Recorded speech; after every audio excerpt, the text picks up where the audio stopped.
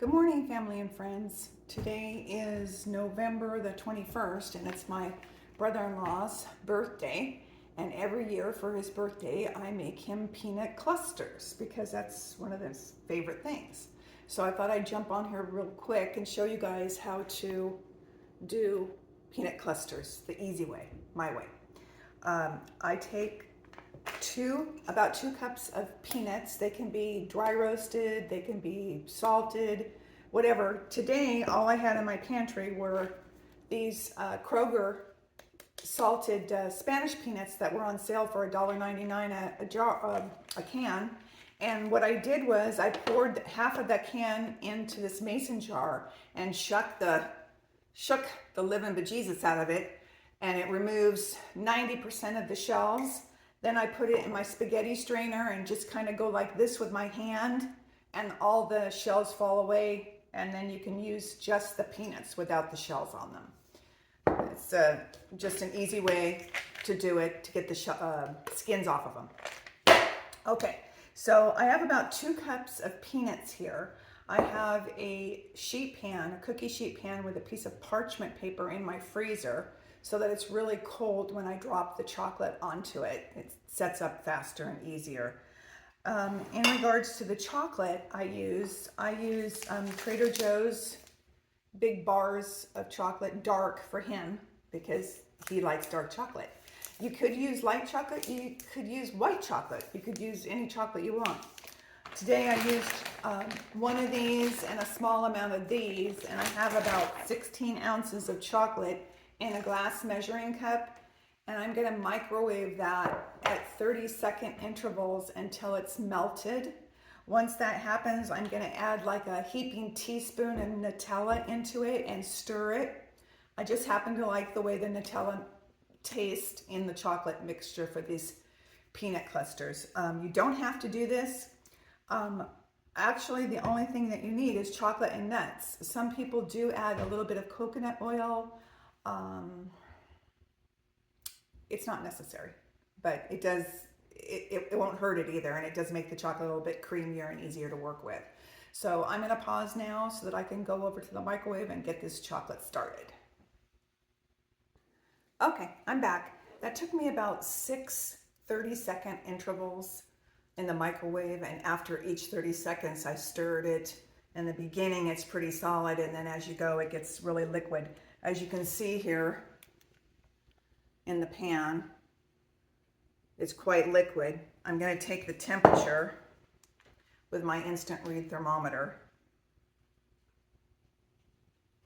and I've got it about 120 degrees Fahrenheit, and that is hotter than I want to be able to add the nuts and drop them.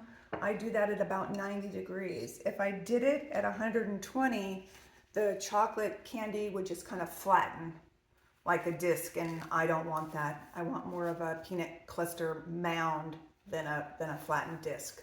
So I've already added my heaping teaspoon of Nutella in there, and I've stirred everything. And now I'll just pause and wait for a little while until this cools down to about 90 degrees, and I'll come back. Okay, we're back again. I've got this down to about 94 degrees on my instant read thermometer, but when I throw the peanuts in, it's going to drop temperature a little bit as well. I've also got my parchment paper cookie sheet covered in parchment paper that I had in the freezer out here now. So I'm going to go ahead and throw the nuts in here and give it a stir.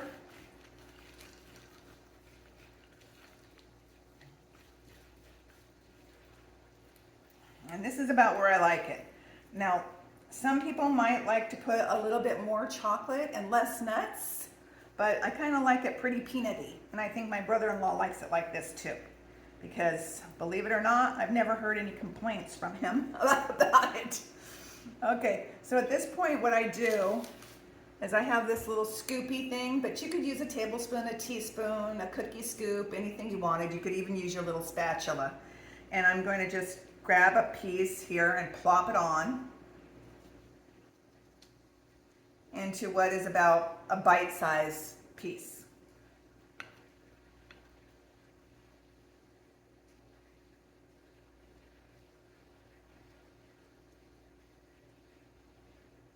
And as you can see, these are kind of staying in the mound instead of plopping down into a flat disc.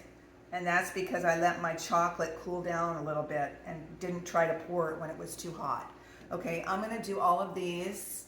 Let me see if I can show you. I can get this, or you can see it. There you go. You can see it better now.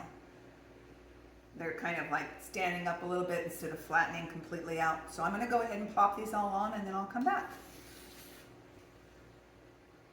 Okay, I'm back again. So basically I've got them all plopped onto the parchment paper and I came up with the 1, 2, 3, 4, 5, 6, 7, 8, 9, 10, 11, 12, 13, 14, 15, 16, 17, 18, 19, 20, 21, 22, 23, 24, 25, 26 plops. Okay, so out of two cups of the peanuts and about 16 ounces of chocolate, I got this many candies.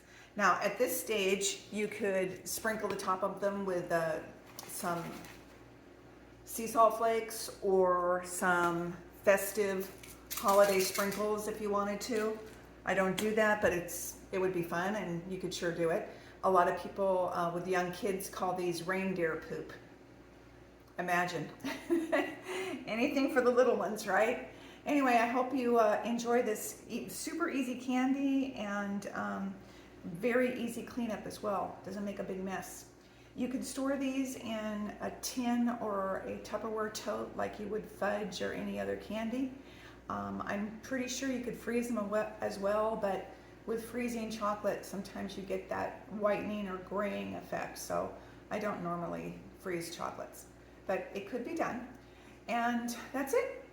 I hope you guys all have a great day.